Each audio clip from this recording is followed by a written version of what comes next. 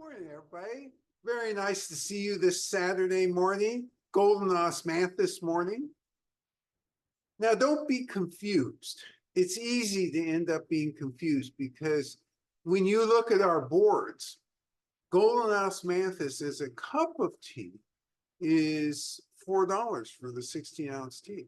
It's almost like we forgot a zero. Not quite, though. Let's review for a minute. How does pricing on the board relate to the tea quality itself? The answer is it doesn't directly relate. What's more important is A, how we negotiate. And this is also a little deceptive when I use the word negotiate, because we never price negotiate, but we quantity negotiate.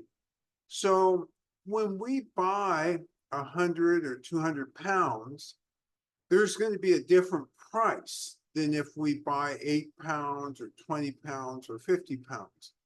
So Golden Osmanthus was one of those early teas that we quantity negotiated and hence got an enormous amount because we knew as a starting base, this would be an interesting tea. So over this next 9 weeks, all of you are in for a great treat because you're going to get a deeper understanding of Wulong Tea. You're going to get an understanding of the history. You're going to get an understanding of the methodology. You're going to get a comparison between the oolongs and the other categories of teas. And week by week, we'll build on the knowledge from the previous week and get deeper and deeper into what really constitutes an oolong tea. Why do we do this way? And why did we choose to do a 9-week set versus, say, a 3-week set? Well, first off, we haven't done Wulong in a long time, but that's not the real reason. Wulong's a very complicated type of tea. So I glibly say semi-oxidized. And then somebody comes along and says, well, okay, semi-oxidized, what? Oxidized 1%, 80%? What do you mean semi-oxidized? Typically, what we're talking about is anywhere from about 10 to 12% at the very, very lightly oxidized end, up to about 80%. So that's what we mean by semi-oxidized. It's a whole range. As a consumer, you might be asking yourself, well, does the level of oxidation mean anything to me? Is it important to me in any way? And the answer is yes, it means something in terms of flavor profile. Now, if certain styles of flavor profile are important to you, then it's going to mean more than if those styles of flavor profile aren't as significant to you. By the end of this 9 weeks, we will have put together enough knowledge about Wulong Tea so that all of you who could technically open a tea shop in terms of knowledge of all the other styles of tea, this will add to your quiver. You'll be able to in depth talk about Wulong Tea. You already can talk about quite a bit. And you can already talk about the other styles of tea a lot. And you're already in that top run. In fact, when I think about it, what's the only thing a few of you are missing? A few of you haven't been out to the tea fields with us, but many of you have. So those of you who have, you're not missing that element either. And probably really the only element you're missing. And by the way, 90% of tea shop owners wouldn't be able to say the statement that they have this, is spending the time with the agricultural scientist. At the end of the day, spending time with agricultural scientists turns out to be important. Now, it's not only important about the tea plants themselves, the terroir, chemical compositions related to aroma, flavor, solubility through water or some other compound. All these things matter. And tea scientists can help you understand these things. And they help you understand them at a very elemental level. In addition to that, though, as soon as you start talking to scientists, they cross over with other scientists who then evaluate these chemical elements and their interrelationship with health. How are they beneficial?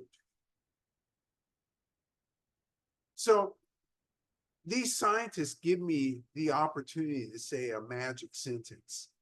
Let's see what this magic sentence should sound like.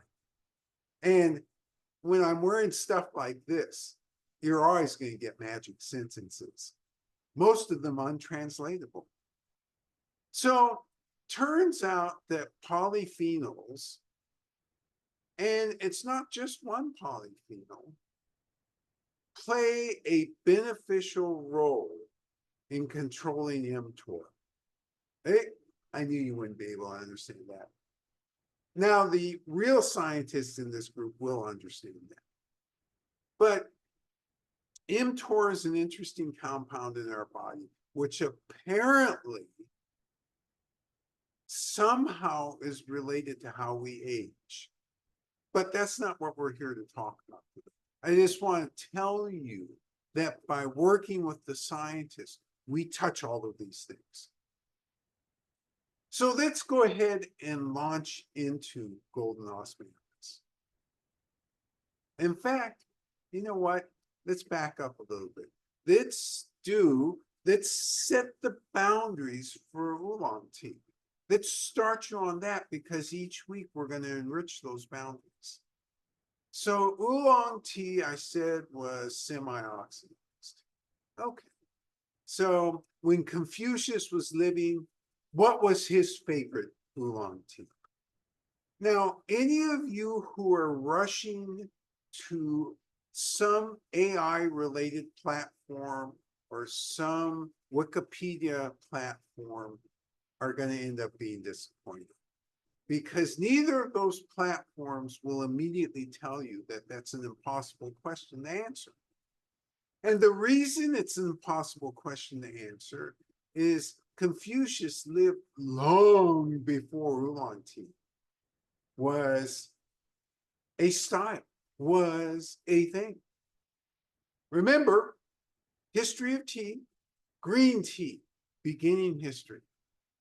Some will argue, and I won't engage because I understand what the principle is, that one might say, well, how about white tea? Because that was completely unprocessed. Yeah, I'm not going to argue with you. And because I can see the argument that can be made for that. But clearly, green tea was the leading style from the beginning. After it moved from being a TCM, traditional Chinese medicine, into a catalyst for traditional Chinese medicines, into a beverage. After it got to that beverage stage, by and large, 99.9% green tea. So oolong tea was an outgrowth of something that started happening in 1368. That's the Ming Dynasty, founding of the Ming Dynasty. Emperor says, we're not going to do green tea cakes anymore. 1391, he reiterates that. And so you have the equivalent of prohibition because you can't do the style that you're used to doing. Now, just like with prohibition, you start experimenting. Oh, hell, I don't need to go to the store to do that. I can create my own. So in green tea, you had loose leaf, but then you started to have experiments. So let's get ourselves centered on where most of these experiments were taking place. Were they taking place at the imperial court under the supervision of the emperor or one of his minions? Answer would be no. These experiments were driven at the temple. Why was the temple such a good place, or monasteries? Why was that such a good place? The main reason is if it was a Taoist monastery, they were interested in the elixir of life. So they were always experimenting. Well, what if we added heat, subtracted heat, took this herb, rubbed it up, burnt it, put it in, cooked it. They were doing everything because they wanted that long life elixir. So experimentation was in Taoism's DNA, so to speak. What about Buddhists and their monasteries, their temples? Were they experimenting? Well, as it turns out, they were, because they're spending a lot of time thinking about the universe. Okay, how do I get myself all in line with the universe? How do I make sure that, I live the right type of life? How do I get in that meditative state where I understand nature around me? They're doing all these really important things. And along the way, they're drinking tea, they're growing tea, they have time to experiment. The Wulong Mountains in northern Fujian province was a perfect setting for lots of experimentation. Why is that? You go there and instantly 125 to 150 foggy days. You get up in the morning. Oh, Jesus, I was going to run a marathon this morning. I was going to do a marathon meditation. It's foggy. I can't do that. Let me go to the tea area and experiment. Oh, not only that, you know what?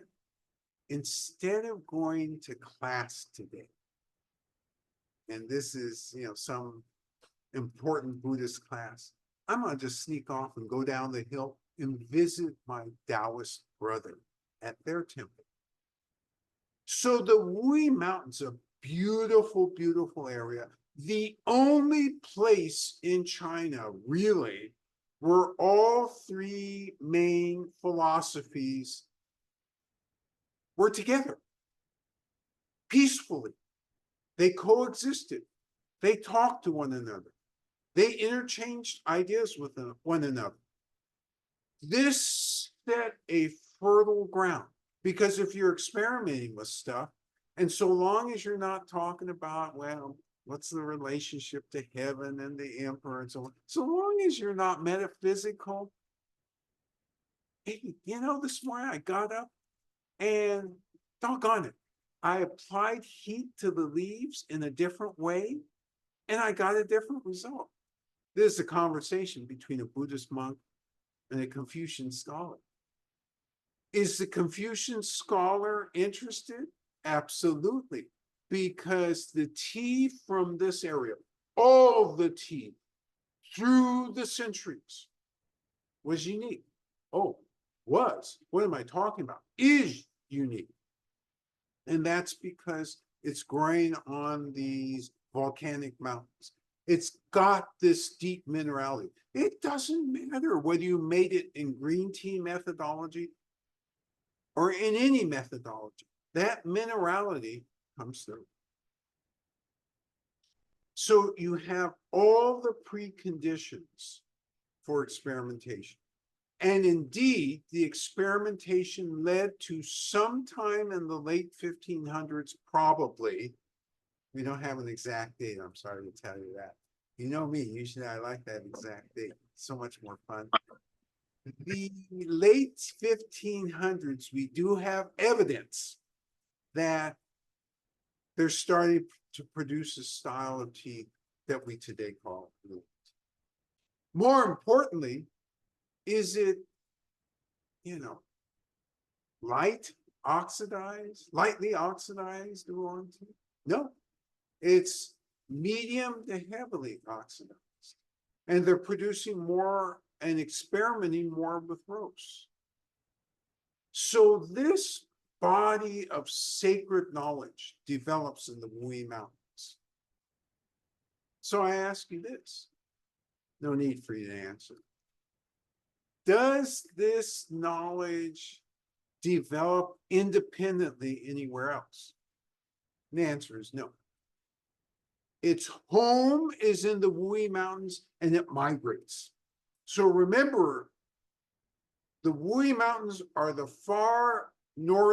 farthest most northern area of Fujian province. You have travel and commerce between Wui Mountains and Fuzhou, which is central Fujian province. So you have knowledge going back and forth. You have tea bushes growing in central to southern Fujian province. And you had these tea bushes, some of which were native to that area, some of which were brought from the Wui Mountains, some of which were brought from other parts of the country. But the main thing is the process starts to migrate south. Now, when does it get to southern Fujian province? And what part of central southern Fujian province is it most important to understand? And that would be Anxi County, the Anxi area, Anxi region is what I should say. Beautiful subtropical region. I hate the insects in that region. Oops. I shouldn't have gone there. But they really are big and aggressive. And it's really, really humid so much of the time. So by 1723, between 1723 and 1735, this particular varietal, which leads to golden osmanthus, is discovered. So it looks like it's actually discovered in southern Fujian province. Nonetheless, what wasn't discovered was the oolong methodology. So why, again, are we starting here? Especially since I said it was invented in northern Fujian province, and that's where it was developed. Why are we starting in southern? Because this is the most simple distillation of that complex process in northern Fujian. So we're going to build from simple to complex as we go through this 9 weeks. So we're starting here at the simplest. So simple. This sounds like even an understudy might be able to do this. Let's think about the steps. Well, you got to grow the tea. Okay, I think I can do that. You got to pick the tea. All right. The Wulong rules are fairly clear, right? A bud and X number of leaves. And in the old days, it used to be a bud and 2 leaves, sometimes 3. These days, because we're trying to get more yield, a bud and 4 leaves, sometimes. Ours is a bud and 3 leaves. So we pick, that's pretty simple. From the fields, you get it back to the production area, the farm production area, as fast as you can, and you wither. Well, in those days, Did they have machines that they were withering over? Yeah, they just put outdoors, withered outdoors. Therefore, when they picked, it was always going to be a clearer day. It wasn't going to be a rainy day because they just didn't have room really to wither indoors. And at the time that they were doing, by the way, the lunar calendar in China is really, really helpful. It's almost like in the old days in America, in Europe, you had the farmer's almanac, right? And farmers would use that, and it was pretty good, helping them decide, okay, when do I plant? When do I harvest? When am I gonna have to look out for frost and all that stuff? Well, the lunar calendar built in to the various periods, and it's divided into 24 periods. Built into those periods is what's going to happen. Oh, it's going to be dry. Now they use a fancy term for that, but essentially, oh, it's going to rain. So the farmers picked in accordance to when they thought it was going to be dry. They withered. The withering process usually a few hours. Brought inside, they would, unlike green tea, you apply heat right away, right? And you don't wither.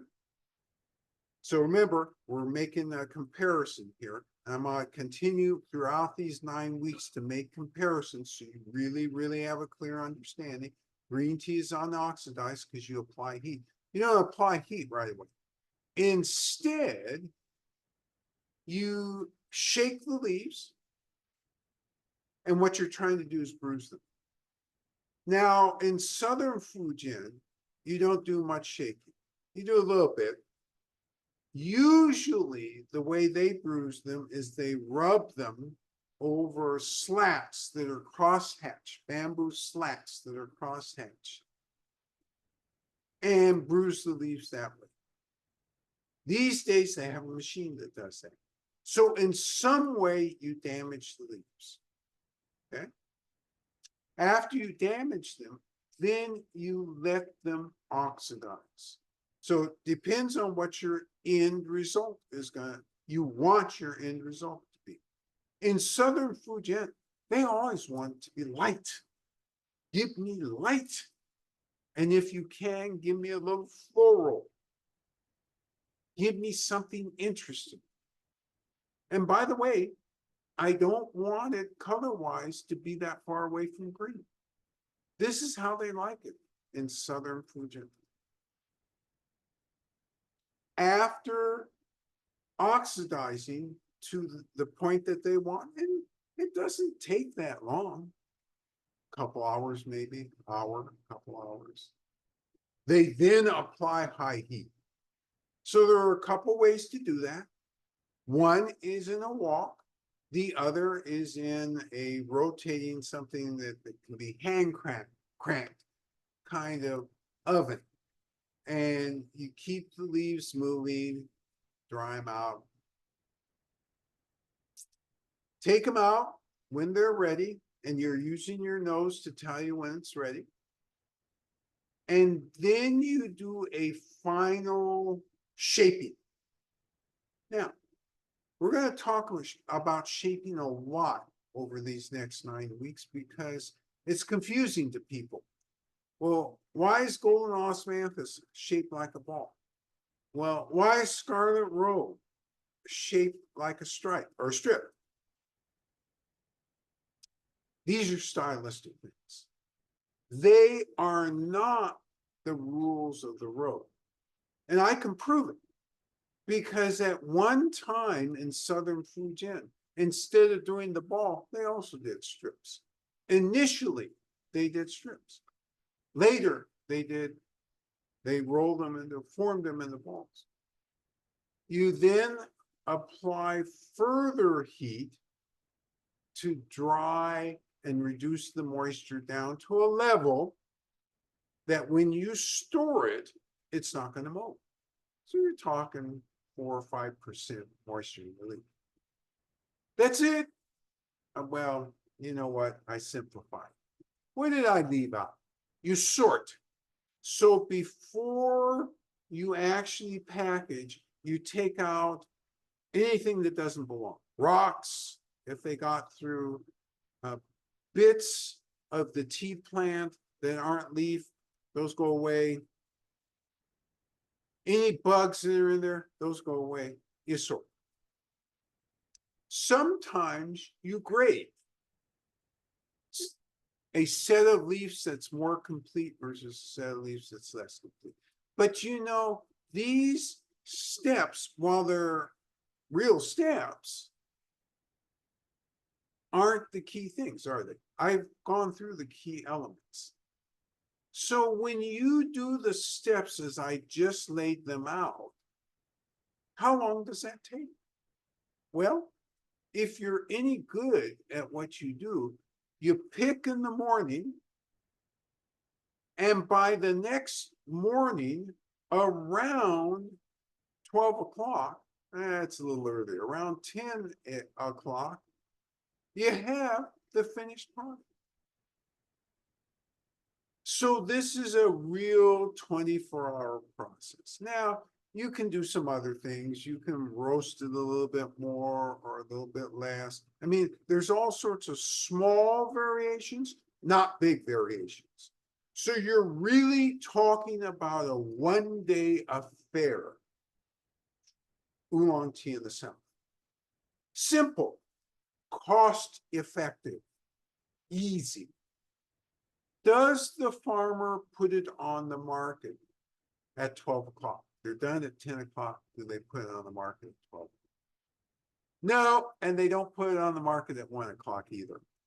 They wait 30 days.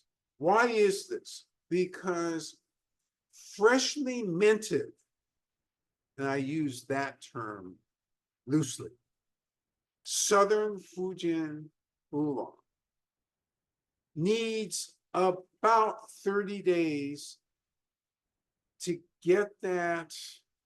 There's a certain reaction that some people have, and it's one of nausea when you drink, when some people drink the oolong tea right away after it's done. And so farmers, by tradition, set aside for about 30 days. And then it goes to market. So actually, you know, you pick in March, April, you're in market by May 1st. Do they normally in Southern Fujian province pick only once?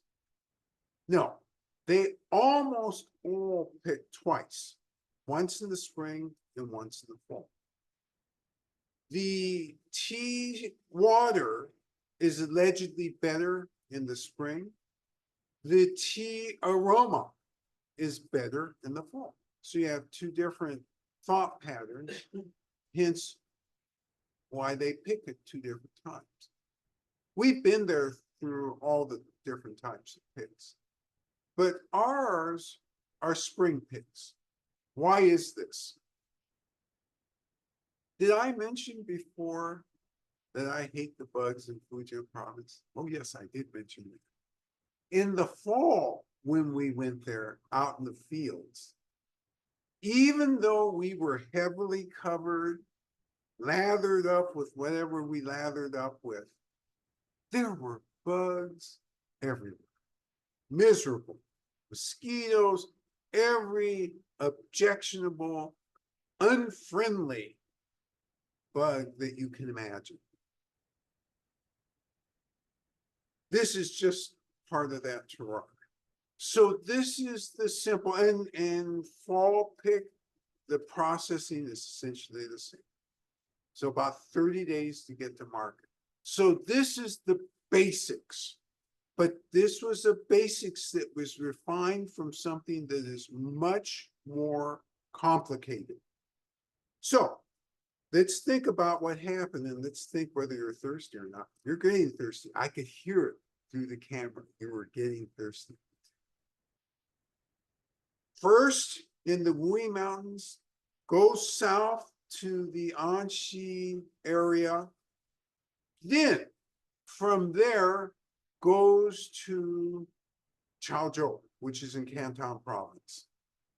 Now, Chaozhou, and we're not going to spend a lot of time with Chaozhou today, but what I will tell you is they retained more, but not all of, the original processing modality of the Wulong Mountains.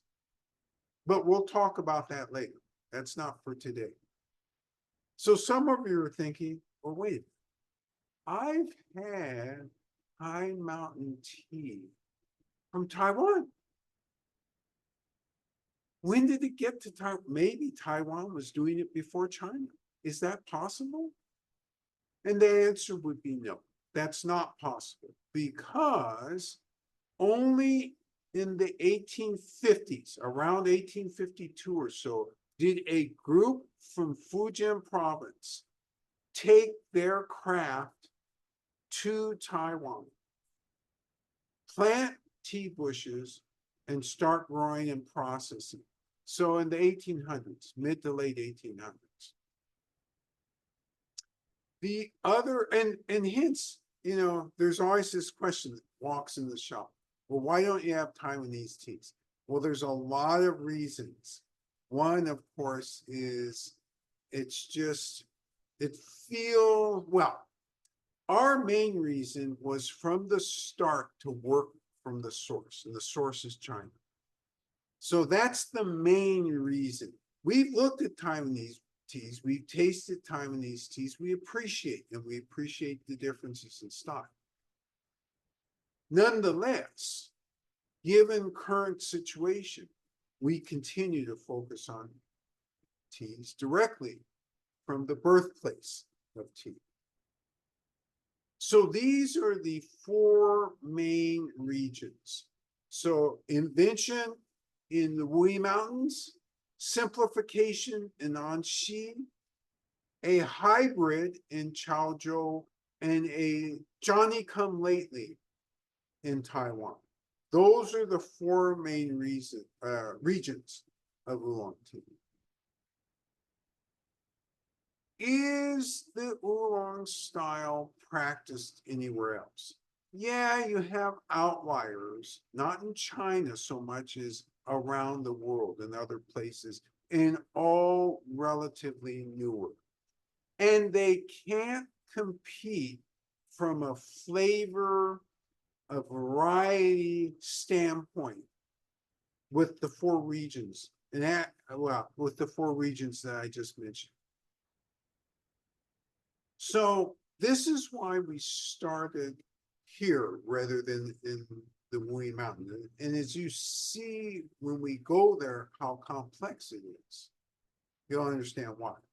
So let's go one more step and then we'll demonstrate and then we'll brew with you. So market-wise, how does this get to tea sellers in China? The farmer just call up the tea seller in the 1700s.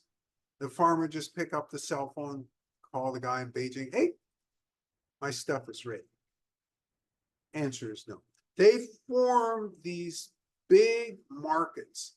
Anxi has an enormous tea market. It is the size of about 4 football fields. And you have, it's in a circular format, and then you have an inner circle, and everybody's got their booths there. And they're all selling their teas, all these farmers.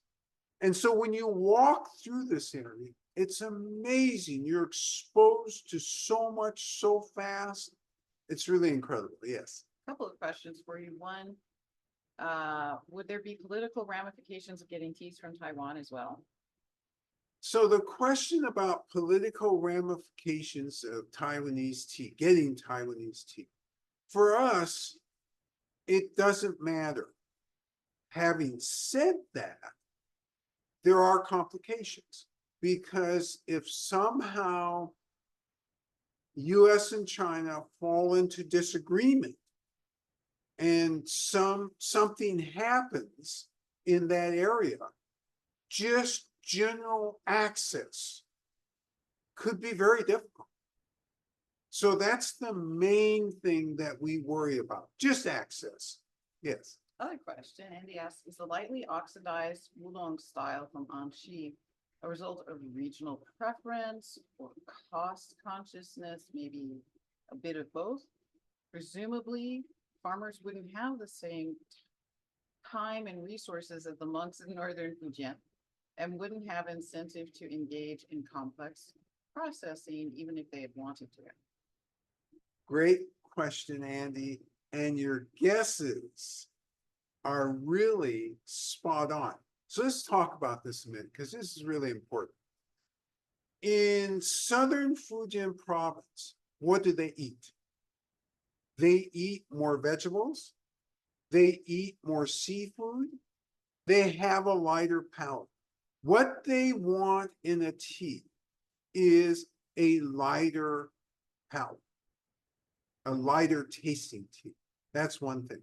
The other thing is it's the terroir. And now I'm talking about the weather aspect of the terroir is very different in southern Fujian than it is in Wulong.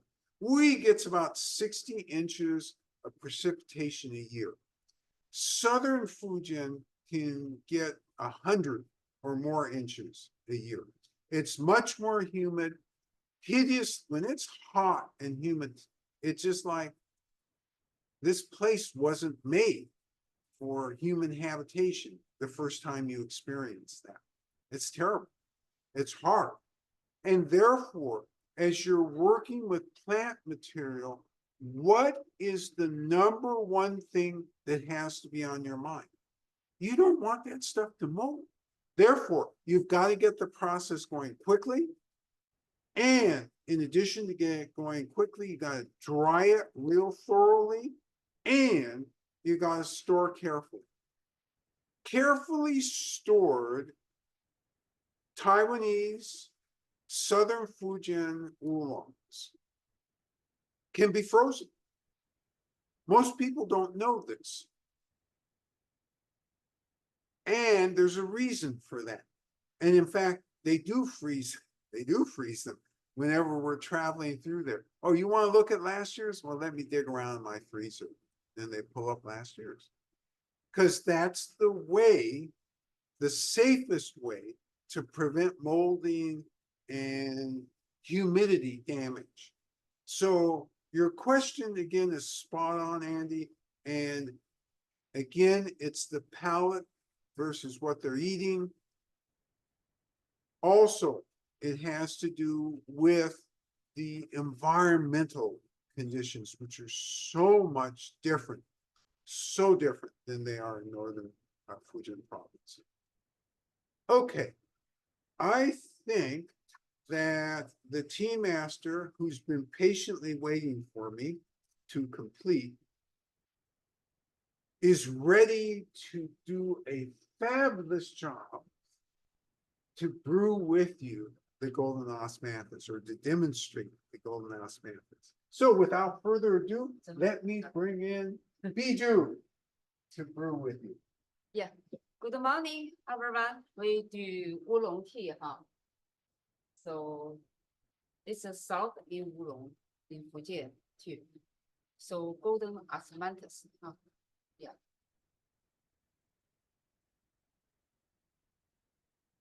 So you see her tableau. Her tableau uses a clay pot. And remembering again, we've moved from small cup to large cup. This is what we do here. Not what they do in Fujian, especially in the countryside. They do the small cup. They have the time. It's a real rural custom to do the small cup because you sit around for 2 to 3 hours, usually doing that. It's fun. The large cup is suitable really for urban environments, our environments, where we don't have time to spend 2 or 3 hours, except occasionally doing tea. So we're using the Nishin clay pot. if you have one of those, that's what you should use when it's your turn to brew. And remember to use the instructions, the proper instructions, if you're going to use an Yixing versus a clay. And by the way, it suddenly occurs to me, I did not write to those who own the special pots. Do not use those pots for southern Fujian oolongs. They will disturb what you're building with the cliff teas. And that's aroma in the pot and so forth. So,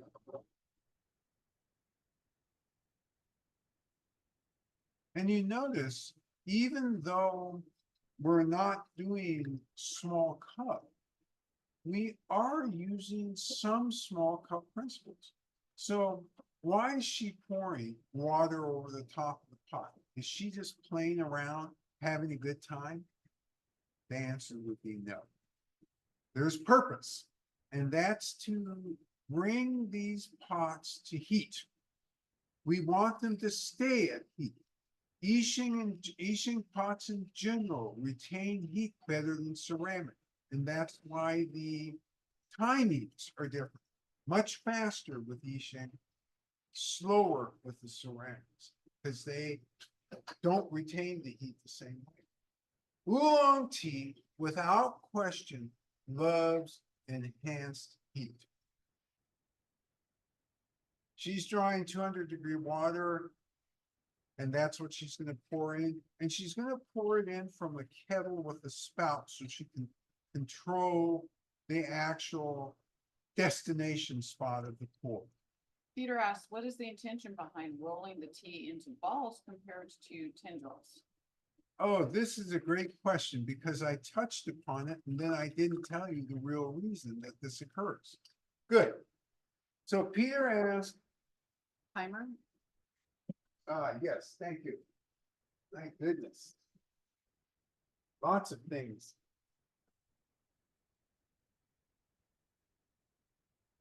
And I will answer that in a second here.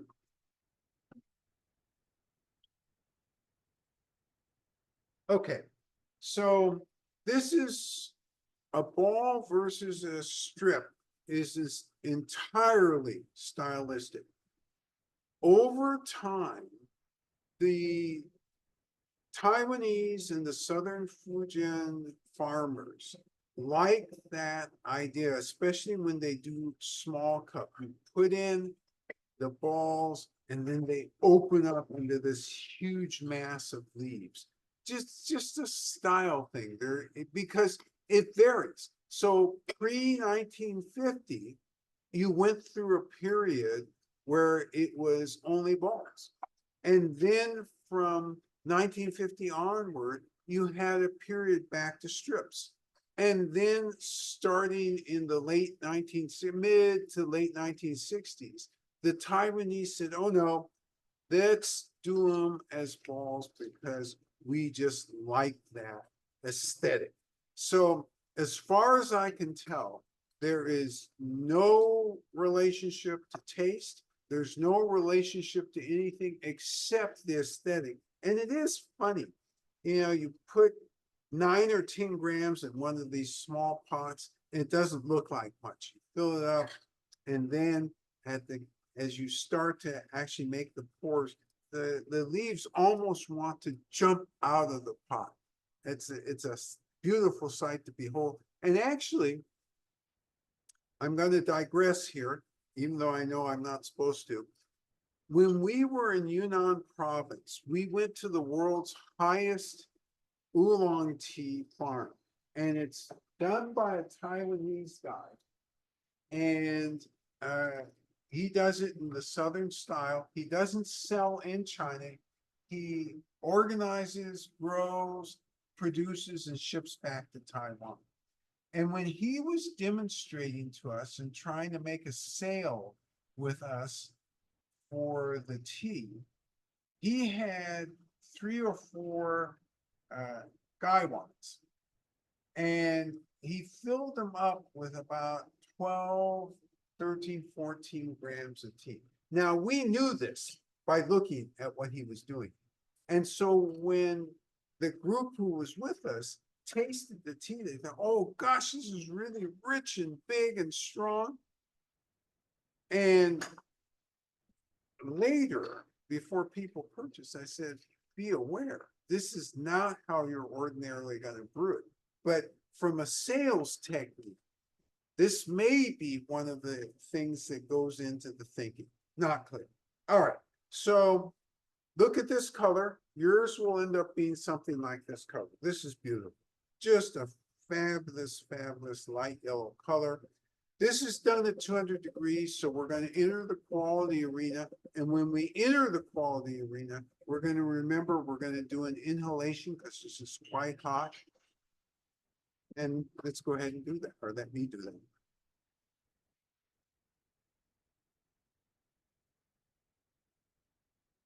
So remember, at first sip, I'm trying to determine a stringency location. Trying to get some sense of aftertaste. I'm going to take another sip to reinforce what I'm getting.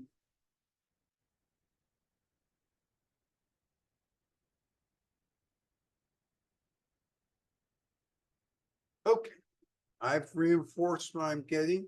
I'm also going to think about energetics, and the Wulong teas have a wild range of energetics. And as we go over them over this 9 weeks, we'll talk about that. I'm going to take one more inhalation to confirm what I'm thinking about in terms of both aroma and taste.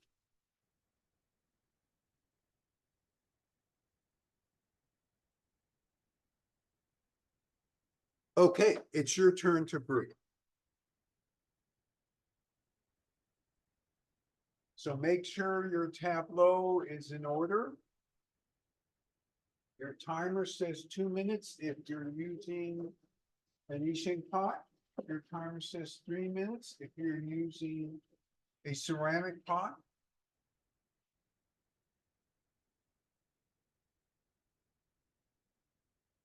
You're using 200-degree water to heat both the glass and the pot, whether it's ceramic or clay.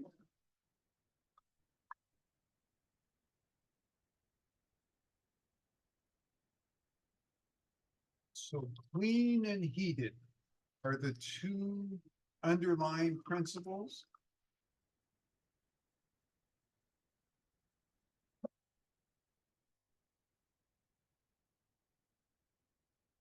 And you're opening bag number 1, labeled Golden Osmanthus, and pouring that into the pot, heated pot. You're drawing 200-degree water.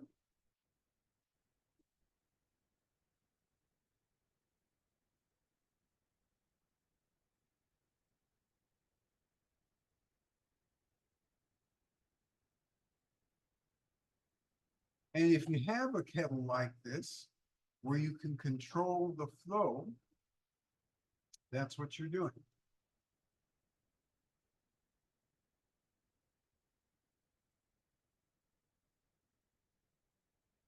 Okay, you set your timer.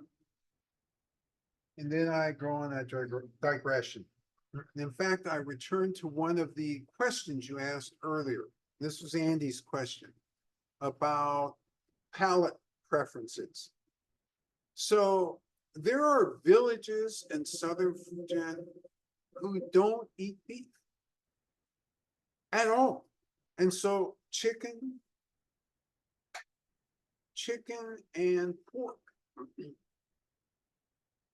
They get a little bit of seafood, but it's the lighter meats. So again, they're looking for lighter.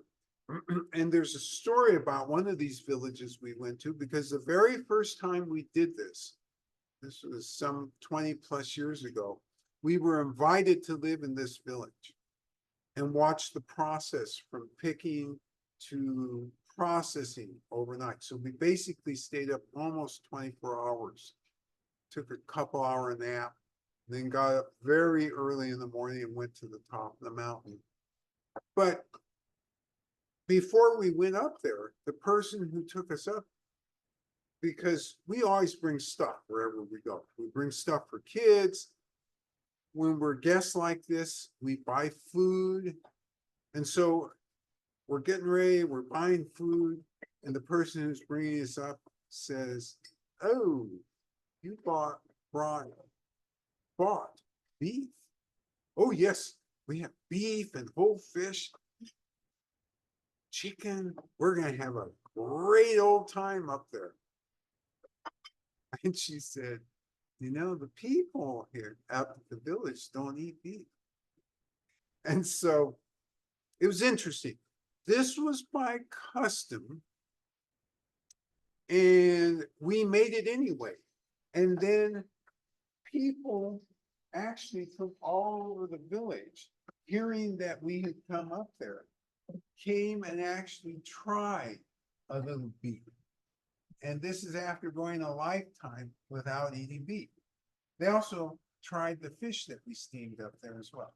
Fun exchange.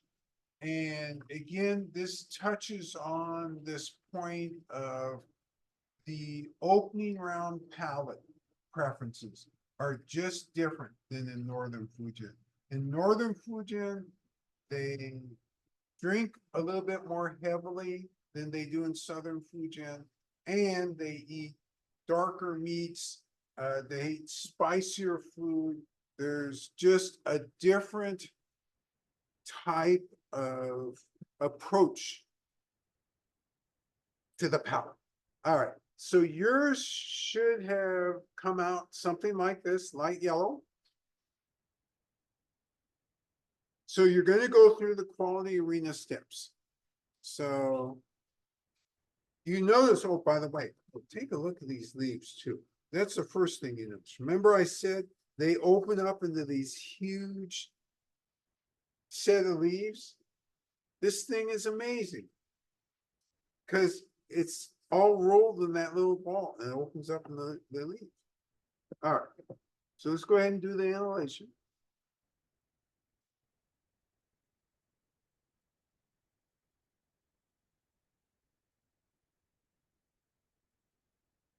Okay, start to make some judgments. Now, before you make those judgments, get out of your head that this is a $4 tea. Because if you equate price with, oh, this has to be low quality, it's got to be really bitter, it's got to be really unpleasant, you're going to be surprised.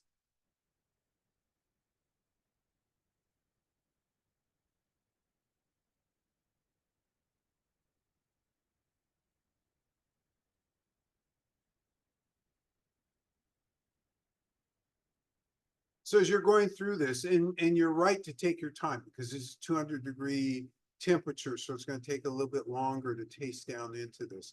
I encourage you to take notes because remember, we're taking a 9-week journey for those of you who come the whole journey. And we're going to talk about various aspects of everything that we've talked about today, and we're going to compare them. And this is again close to green tea insofar as usually green tea is finished processing within 24 to 30 hours. It's unoxidized versus this, which is lightly oxidized, but the processing times are roughly the same.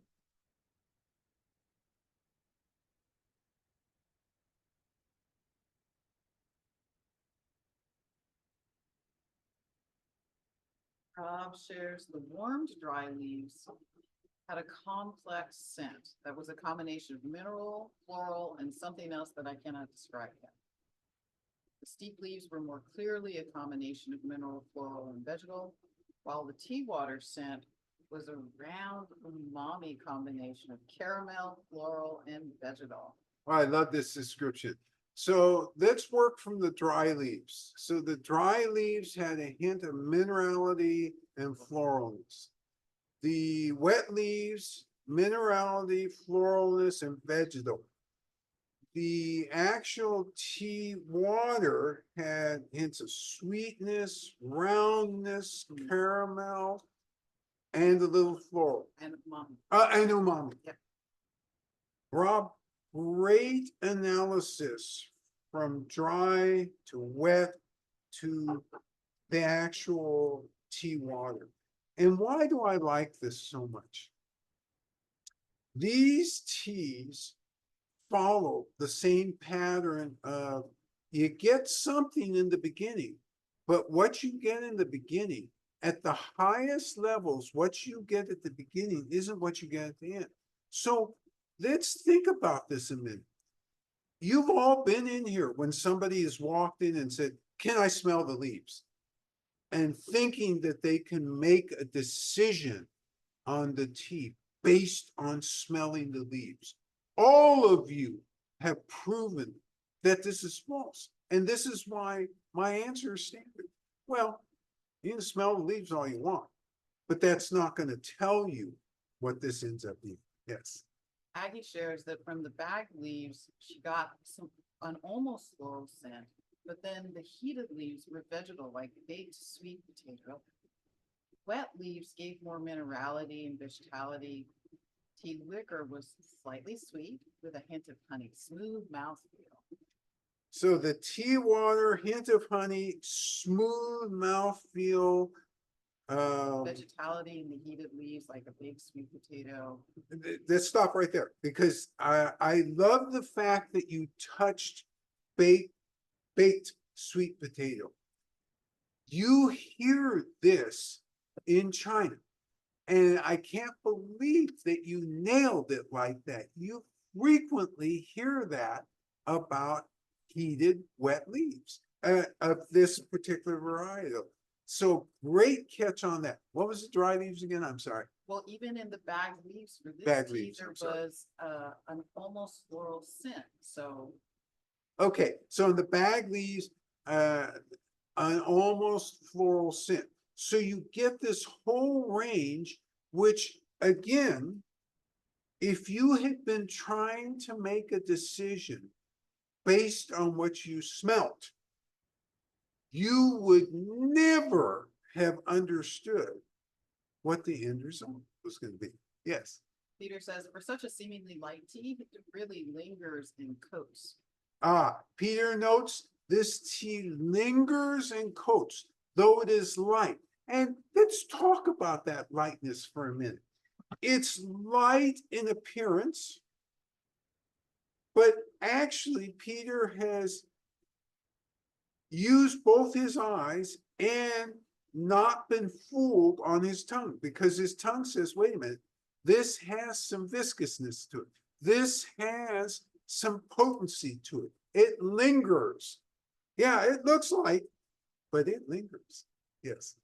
Rob says, strangely, I'm now getting a hint of seaweed hiding in the scent. Oh, that's so nice. Okay, so that's the other reason. So Rob says, hint of seaweed in the scent. So I ask you this, and again, for all of those of you who've been in here and seen somebody come in and say, oh yeah, just let me smell the leaves and I can tell you what it's going to be. And the answer is, no, you can't. And as a small digression, I once had another relatively famous tea shop owner come in here and say just that to me. Oh, just give me whatever the tea was and let me smell it. And then she handed it back to me and said, I have this thing, and walked out of the shop. And the fact of the matter was, I was embarrassed for her because she didn't have that thing. I knew she didn't have that thing. But the leaves, if you rely on trying to suss out what the end result is going to be, you're setting yourself up for failure. Always. Yes. Oh, Aggie laughed and said, well, I must be part Chinese for her observation with the baked potato. Yeah, no, it was so spot on, Aggie. It just made me laugh because we hear local people talk about the element of that in this particular tea. There's a couple other teas, and the degree of it is part of how they judge the teas side by side. So it just it literally made me laugh, like, oh my gosh, you got right on it.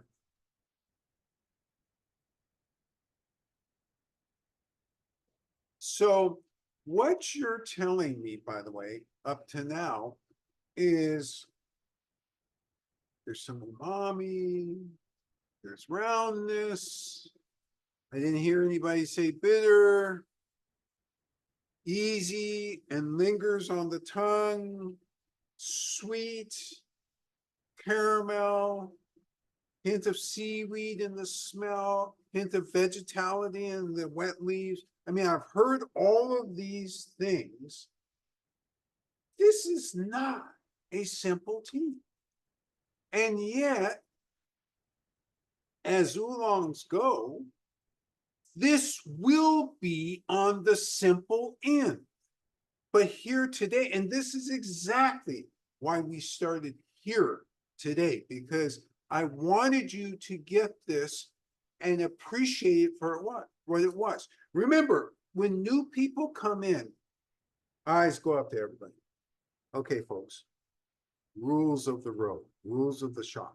You can't drink the other person's tea until you drink yours. I always say that. Why? Because you set a baseline as soon as you start to drink things. And then from that baseline, you grow as you drink other things, and context widens. And all of a sudden, you know stuff. You know stuff that other people don't know because you have that context. You did it in the right order. Yes. Rob says it has a wet astringency feel on the tongue. He's not sure that makes sense, but those were the words he found, like a wet astringency. So I'm laughing because Rob says a wet astringency, and yet I know exactly what he means. Here's how I would describe that. And by the way, one of you, none of you have hit one flavor profile that I have in my mouth. But let's talk about this wet astringency because I love it. And it's related to Peter's comment about lingering. So yes, I get that juiciness and a little astringency lingering. And I think, Rob, this is really kind of what you're referring to by wet astringency. I love the fact you called it that. Yes. Peter says he feels this tea in his bones. Ah, so Peter is going to the energetics now. He can feel all the calcium rushing out of this tea and strengthening his whole bone frame. Well, he didn't quite say it that way. He said it another way. He feels it in his bones. I get you. All right. Rob says it also has a taste. This tea has a taste that reminds me of Veiled, the tea that Sophie's is named Veiled, even though Veiled is a yellow tea. Rob, you hit the one flavor that I hadn't heard yet, and it was exactly that flavor.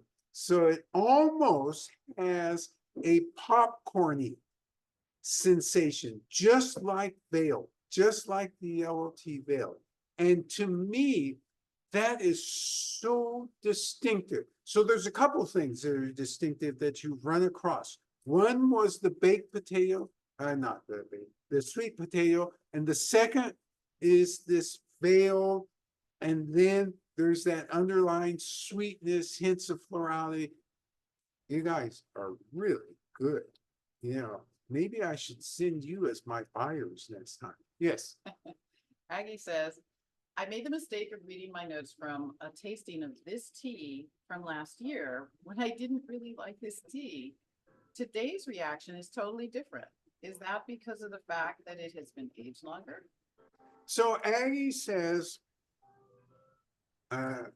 she took notes from a tasting previously, last year, with this tea, and she didn't really like it. And she's loving this morning's routine. or this morning's tea, and she's saying, or she's asking the question, what sort of secret ingredient did the tea master put in versus last year? And the answer is, it isn't age, although age makes a tea more rounded. So when you talk about age, you can always associate that with rounding. You usually can't associate it much with flavor, except insofar as if you felt the flavor was sharp last year and you feel it's not sharp this year, then that would be an age thing. I think, and Rob and I have talked about, in fact, I talked about it with Jonathan, I've talked about it with several of you, that as we taste more things, we start to appreciate them differently. We learn to appreciate them differently. And that's part of the whole context thing. I would say that the aging, especially for a tea like this, from one year to the next, yes, more rounded, but not a real big difference in flavor profile. Great observation. And this is why I love when you're taking notes. Part of it is you as well. And you're not aging, so that's not what I mean by that. In fact, all of you are anti-aging because you're drinking polyphenols and you're going backwards. So that, I didn't mean you were aging. What I meant was your mouth appreciation matures, and that's the context, and then you appreciate things differently. All right. How did I do? Oh, You did well. I guess I always do well. Lately well. Oh, something like that. Peter shares it's been helpful having run through other types of tea, then to come back to Wulong and feel the energetics. Oh, this is a great comment. Yes, so Peter notes that it's easier now that he's been through the other teas to catch the energetics of this tea. And this is why we set up this quality arena and talk about energetics every single time, because every tea has a different expression of energetics. And once you get used to starting to look for those, then all of a sudden, every tea becomes easier to sense those energetics and appreciate them. I will share that Erica had an opposite, sort of partially the same and then partially opposite of Aggie. She says, funny, I looked at my notes from tasting before. Wasn't a fan back then of this particular tea, even less so now, but I think I've been drinking too much Cliff tea, if there is such a thing as drinking too much Cliff tea. Oh, Erica's comment is, I would give it about an 85. And the reason I took away 15 points is because at the end there, she asked, is there such a thing as drinking too much Cliff tea? We all know better than to say that. You can never get enough Cliff tea. The rest of her commentary, 100% on the mark. So in all seriousness, we develop our favorites. And as you go through the Wulong tastings, what you're going to see is just this huge range. And as you go through that huge range, you're going to land places. Bijou and I land different places. Now, we're obligated to appreciate all the teas for what they're supposed to bring. And so we can't exclude teas because we at a particular time prefer another tea. Instead, and this is the magic of what we do. And if you're any good in the tea in the tea world, you must do this magic. When you taste one golden Osmanthus, you better taste 30.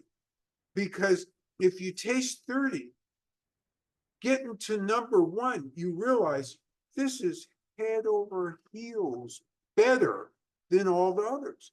This is a really good tea. Oh, this belongs on Sophie's board.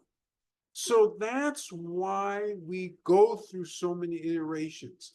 We have 400 teas here. We probably tasted 3,000 teas to get to these 400. And happily so, because this is how we get to this level. And speaking to our preferences, Erica says, I just brewed a cup of Northern Tip, which is one of Sophie's teas. Now I'm in my happy place. There you go. All right. Nice. Great point, Erica. Couple other things. I forgot as shop news. On YouTube, there is a person who came in to make a small production for a cable channel. And we posted it on YouTube, and it's about Sophie's in relationship to Montclair. It's 5 minutes. If you have a chance, it's fun to look at. That's one thing. Secondly, there was something else. Oh, I know. Next week, we're gonna move from, this is southern, central Fujian to northern. We're going to the Wulong Mountains. But I ask you this. In the Wulong Mountains, is there a huge variety? And the answer is yes. And we're going to talk about why next week. So again, make sure you're taking great notes. Next week's session will be a very interesting session. You can't appreciate it unless you're healthy. So your responsibility this week, stay 100% healthy. Really salute you for a wonderful session today. I love working with you because you all are so good. Look forward to seeing you next week. Bye-bye now. Hi. Bye.